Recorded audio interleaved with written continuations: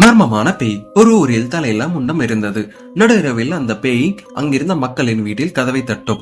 அங்கிருந்த மக்கள் அதற்கு பயந்து கதவை திறக்க மாட்டார்கள். ஒருவேளை கதவை திறந்து விட்டால் அவர்கள் இறந்து விடுவார்கள். அந்த பேய்க்கு ஈவு இரக்கம் கிடையாது. ஒரு நாள் அங்கிருந்த மக்கள் ஒரு முடிவுக்கு வந்தனர்.